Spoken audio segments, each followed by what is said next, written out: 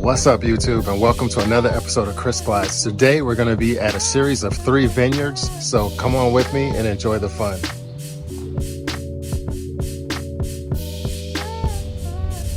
So before we start with tasting, when we stop in the parking area on the right, we'll just go into the vineyard, take a few vineyard pictures, and then we'll walk into the wine tasting room.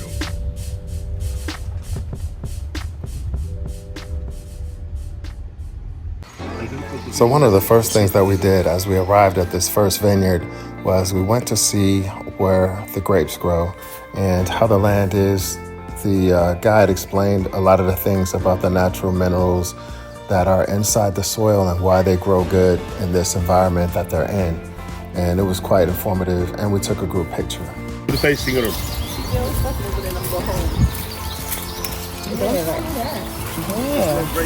Oh, okay.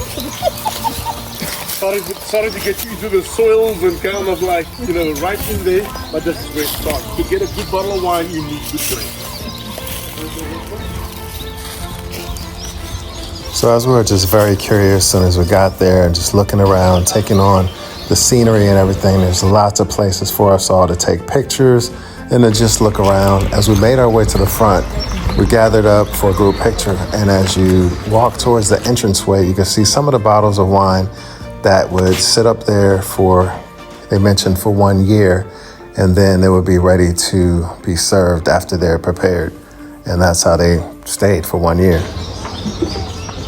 Like many other places, there'd be a place for shopping, souvenirs, buying wine, sitting out, tasting wine, and they prepare like a meal of different things in most of the vineyards.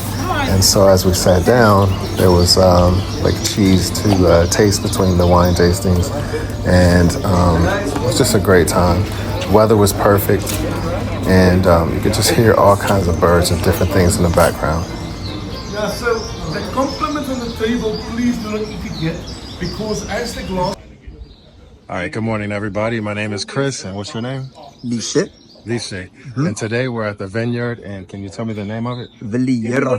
Villiera is the name, Villiera wines. Okay. So as I said, the name derives from the surname de Villiers. The Villiers. All right, so on this first series of vineyards, we're at the Villiers, and so I'm going to show you around. I know you've seen some of the clips so far when we pulled up. There's a lot of cool features like this door with the V in it, showing you that it stands for Villiers. And I see some of the original names here, and it's from February 10th or 10/22/82. So from 1982, I see the names that were engraved in the brick wall here. So very nice vineyard so far. Cap Classic. So most of our production, it is the Cap Classic itself, and then we have a percentage share for white wines, red wines, 2 sweet wines. The only sweet wine we have in the farm, dessert wines. I mean, it's the one top of the room.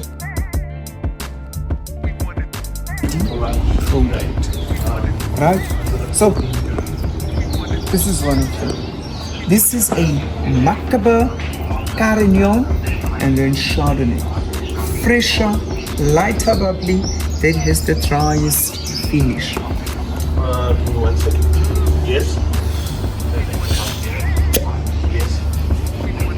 Alright, so this one will pair very, very, very well with the cherry and berry nougat. 85950. Thank you very much. Bye-bye.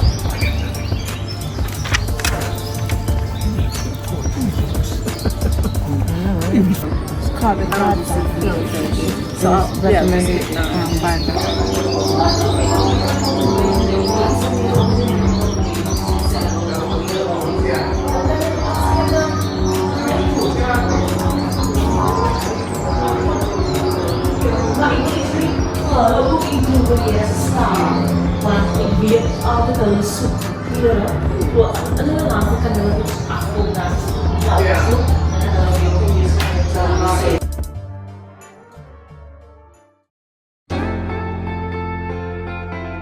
Our next stop is at Muratie, and we're in Cape Town, and this is the entrance sign. And as you can see, It was opened up in 1699, and each one of those people listed are various owners of this winery here.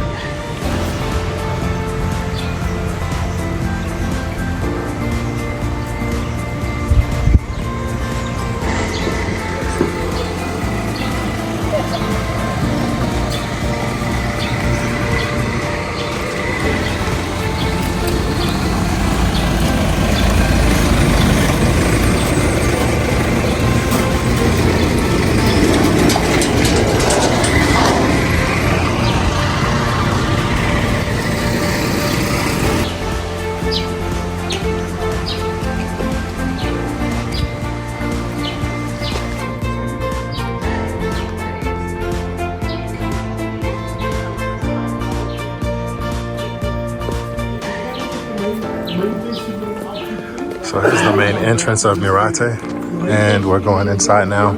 And just wants to note, this oak tree that's out here is over 300 years old. And these are some of the different areas where you can sit, taste, and enjoy some of the ancient wines that they have here. And we're going into one of the distilleries. I think that's what you call it. But we're gonna go in and just kind of see what they have. As I mentioned, mine is thick.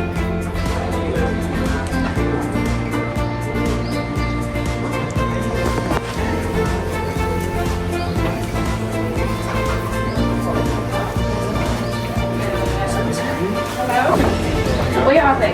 Yeah. As we check out the main little old tasting room with the old wall from April 1977, that has been kept dusted, that wall.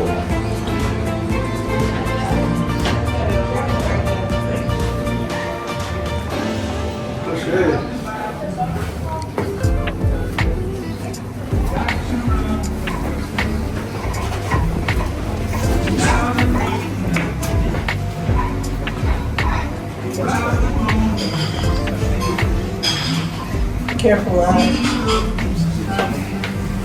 They're just checking out the sound. You mentioned two cheese pepper cheese and chocolate. This is cheese and chocolate pudding. Also.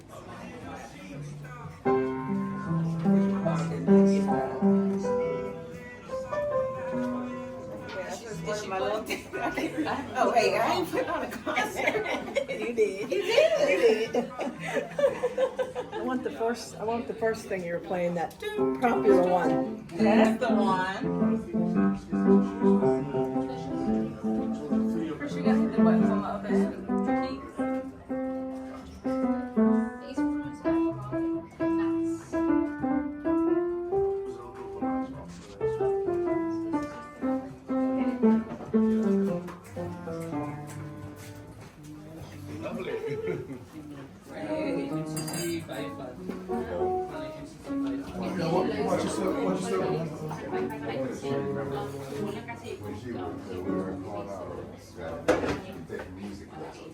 And that was your song you played at a music contest. Did you remember that? Is that what you remember?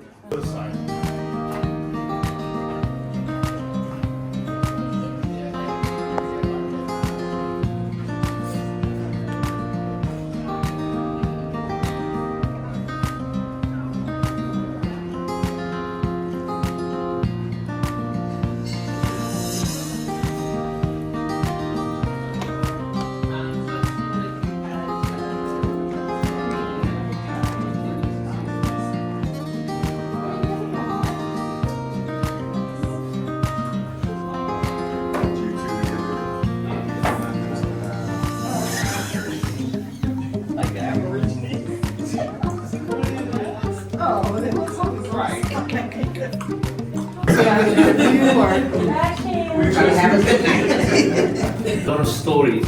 I'm going to share some of that history with you today through our wines. All of our wines will have names. All of these names, of course, share a part of the history. And luckily for you, I get paid just enough to know all of this. Alright, so we're going to start with our first one that you have here. This is our Chardonnay. Our Chardonnay, a lot of people, they come here and they tell me they're ABC drinkers, anything but Chardonnay. And that is usually because New World Chardonnays, like America, South Africa, and Australia, they're usually very overly wooded Chardonnays.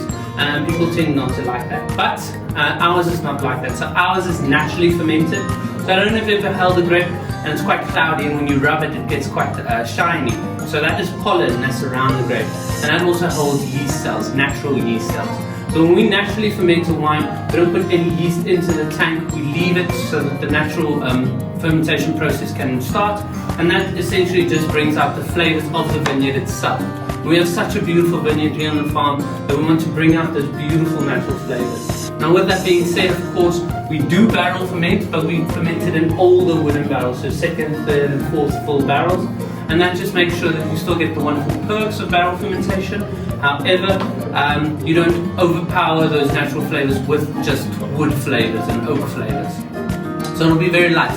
Not light, it is a Chardonnay, but this is also goes through what we call malolactic conversion. So that's essentially in wine you get two big acids. You get your mallow acids, which are those crisp, sharp acids like an apple.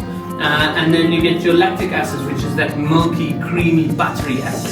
So this goes through malolactic conversion, which switches those crisp acids to the buttery acids. But we put ours through about 60% and then we stop it, just to keep a little bit of freshness in the wine as well. And then this one is called Isabella. Now Isabella is the daughter of a man named Dr. Rake Malk. He's the current owner of the farm, and as his name very well suggests, he is a doctor. However, he's retired. He gave up his medical practice of 25 years to come and run the farm when his father died. Now in doing so, when he got here, of course he knew everything he needed to know about being a doctor, but he knew nothing about winemaking, of course. So he went to France and he traveled the world to go learn more about winemaking and different wine styles. And when he got back, the very first wine we personally made was our Chardonnay. And it was such a beautiful wine that there can only be one name for it, and that would be the name of his baby daughter, Isabella. Alright, I'm going to leave you with that, and I'll be back to the next wine in a couple of minutes. Thank you. Thank you. Sorry, wood? Always just wanted to have a spittoon available just in case.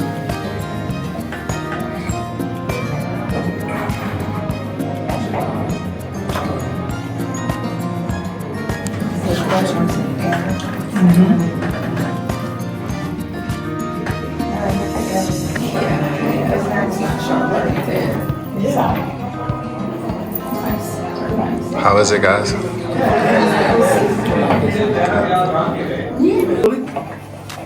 Number 3 is to smell it. Number 4 is to sip it, and number 5 is to savor the taste. So on site, what you're looking for in white wine is a clear color or slightly golden color. On the clear color, it shows you youth and the unoaked nature of wine. When it becomes a bit yellow or golden in color, it could be either older or wood matured. It will give slight colors to it. It's not something that you put your house bed on, but it's certain things that gives you a little interest on looking at the side of the wine. On red wine, the color comes from the skins. So when you do red wine, you leave the skins in contact for about 3 to 5 days. Some people even do 20 days. You want to get a lot of tannin structure into the wine. Some Pinot Noirs doesn't really give a lot of color, so they leave it longer on the skins to get more color into the wine. So on red wines, when it's young, it's very bright in color. When it gets older, it gets much softer, more like a brick rim, like a brick color rim on the older wines. Yeah, so the side of the wine, I said I'm not going to put my bet on it, but it's interesting to look at it. And then swirling the wines. Why would you swirl the wine? You just wanted to release the flavors to the end of the glass so that you can be able to smell it. Because if you just put your nose in the glass on a wine that just poured, sometimes you pick up no flavors. So you'll really just give it little circles, and then it will release the flavors to the tapered end. Sometimes people do draw it a bit too far over and draw it up their nose, and just watch that. So swirling the wine also opens up the wine, as a young wine is quite close and the alcohol and the flavors are not well settled. So normally they will do wines, they let the wine lay to get through bottle shock, and then they'll release it. But sometimes wine is served too young and it's a bit aggressive on the palate. So you give it a lot of swirling. Sometimes you sit in a restaurant and drink a bottle of wine and the first glass is just okay, and then suddenly with half the bottle you're like, this wine is drinking well. Because now that wine is getting air and it's just getting more stable and more settled. Yeah. So sight, swirl, smell, and then sip. Sip, you take about a third of what is your sip to get your palate washed from what you had before. If you had toothpaste or bubble gum or cheese or whatever, you would just want to get your palate cleansed by the first sip, and your second sip will be the real one. So I'm going to spit it out and show you how you use the spittoon. So I'll put a third of this.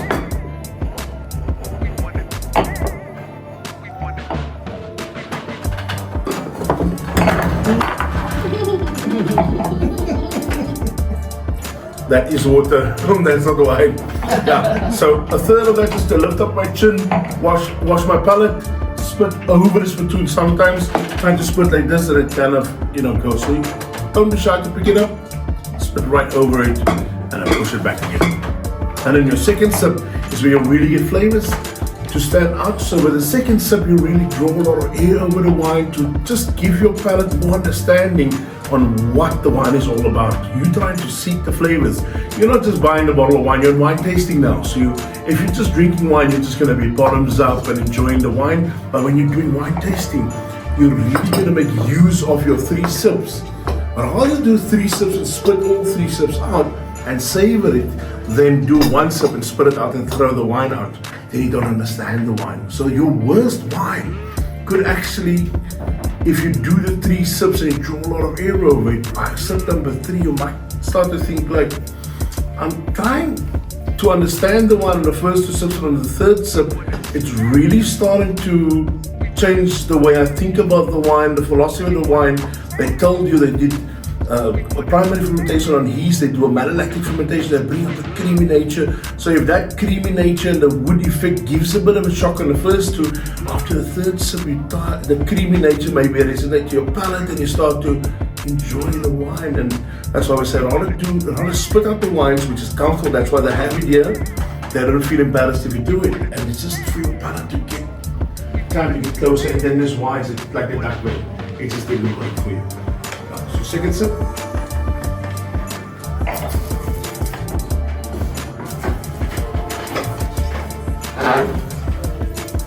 And then your 3rd sip, just enjoying that wine again. A few months ago, one of my colleagues, his guests were sitting at that table right there, and I asked him, is this place haunted?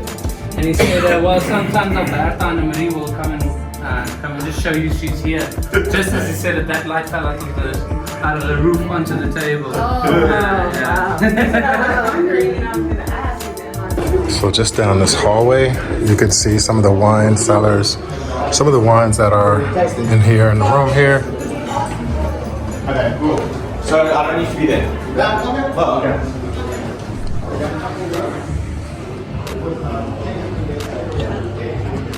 These are the awards walls that they've won for different wine tastings.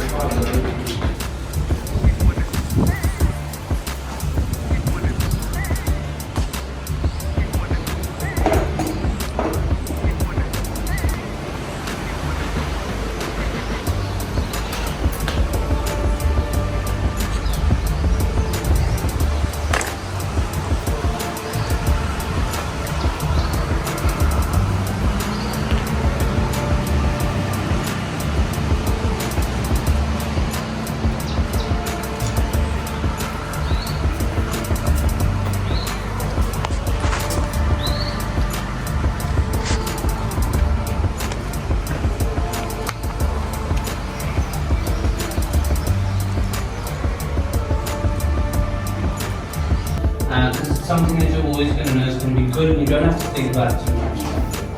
And then it is named the Ronnie Milk. So Ronnie, he's the father of the current owner, Dr. Ray Milk. However, he also is a direct descendant of a man named Martin Milk, who we'll talk a bit later about. Interestingly, never got married, never had children.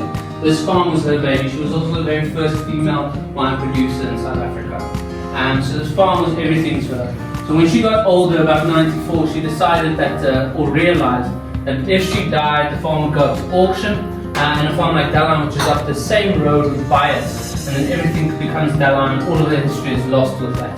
So she sold to Ronnie Mount, whose family already has a history with the farm, but she was very smart about it. And you would have realized everything in here is old, and we also have a little problem with some cobwebs. Not too much, but some cobwebs here and there. And that is all because of that over there. And I don't think this would have been a white wine tank. But the roughness you see in the corner over there, that's wine tartrates, not concrete. So it's wine, crystallized wine that's stuck to the side of the wall. It just looks like concrete because it's very old. And then comes, of course, the cobwebs. So this was all a wine cellar. That's why our floors are the way that they are. As I said, you're sitting in wine tanks. And it was her cellar. And she was walking through a cellar one day, and in a cellar during harvest time, you get what we call wine flies, which is this tiny, almost like a fruit fly. Terribly, terribly irritating. They don't actually do anything wrong, they're just irritating. So, and they're attracted to the sweet scent in the air. So she was walking through a cellar one day, and she saw some of them stuck in some cobwebs. She told everyone on the farm, no one cleans a cobweb in my cellar again. And we haven't since. That wall inside there that you were in earlier, that wall was last cleaned in April of 1977, at least. So we know that because there's a calendar stuck on the wall that we can't change because we would disrupt the cobwebs, which we're not allowed to do. So you want. So as I walk the grounds a little bit, I'm just trying to see what's out and in the area, and just north above me I can see some of their wine fields, and it's quite amazing. There's a lot of acres and acres of wine fields, and this place has been around forever. They even have hiking trails just up the mountain, which is part of their property, but it's very large. I think they said about 2,000 to 4,000 acres. My calculation might be a little bit off, but it is within that range. So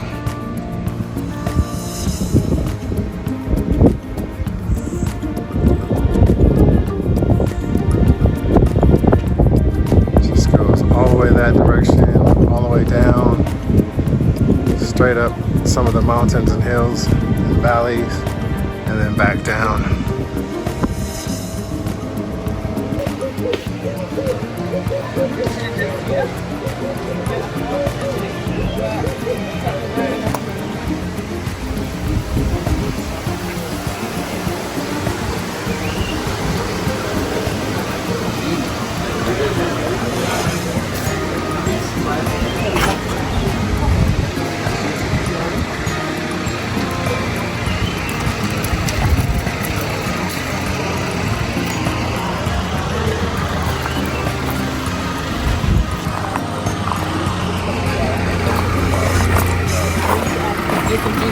There's more. You can put them on there now. There's like 3 or something. Oh, okay. I have the portable. Well, I have. So we're just walking around in a neighborhood here in Seitensburg. I don't know how to pronounce it, but reminds me of Alexandria or Arlington or, you know, Northern Virginia.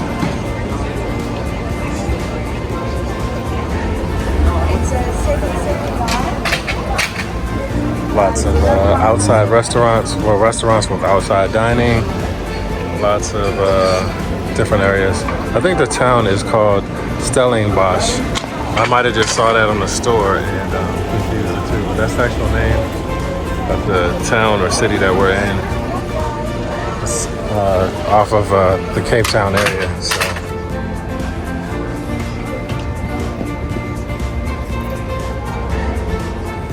So this place has different African silks.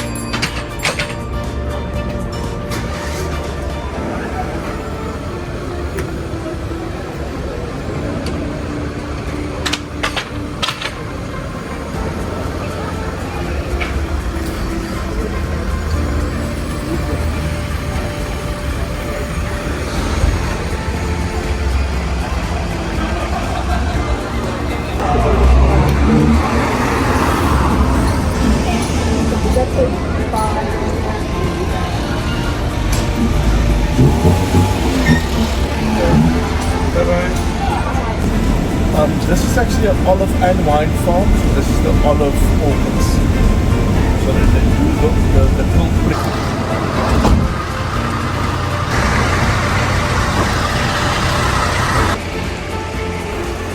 So this is our third and final winery. It's called Takara. Very nice outside, excellent presentation.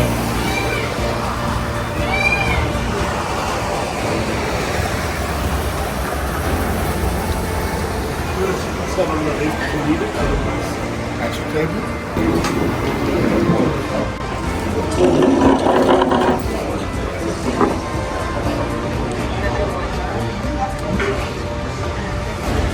So you can see they have acres and acres of wine and grapes. And they also do the olives here. They have olive trees and different things that they're growing. And can't wait to taste the food and the wine.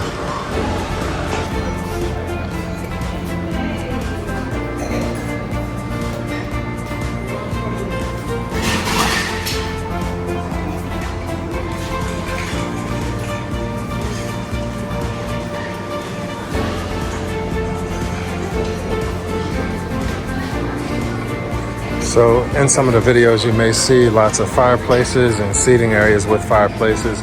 It does get quite cold here.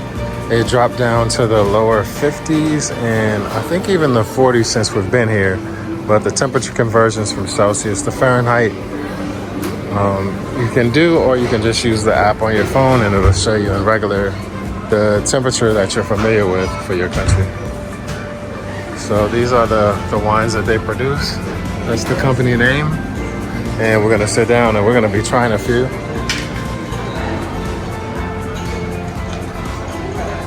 So, great looking place, nice vibes.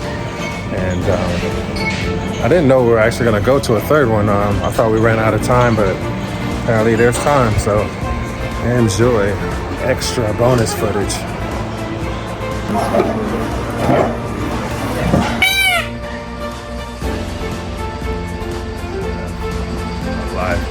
Back here. It's very beautiful. I'm keeping my distance because I don't want to scare it away or get attacked by it.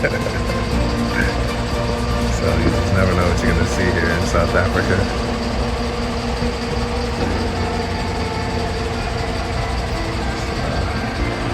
Cool.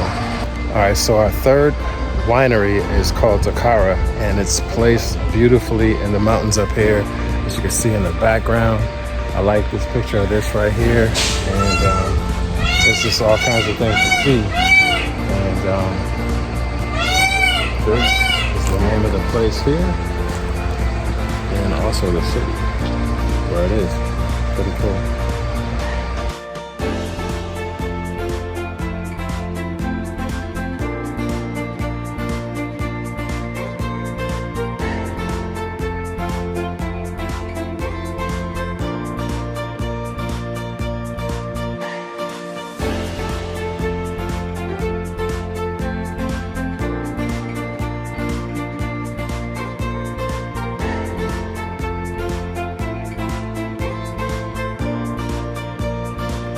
All right, YouTube, thanks for watching this episode of Chris Glides. We took you to 3 vineyards today and a few of the local shopping areas, and appreciate you guys hanging out.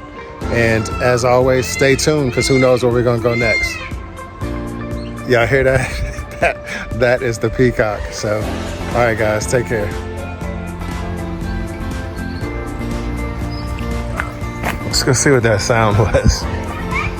Oh yeah, that's the peacock down there. Just showing off.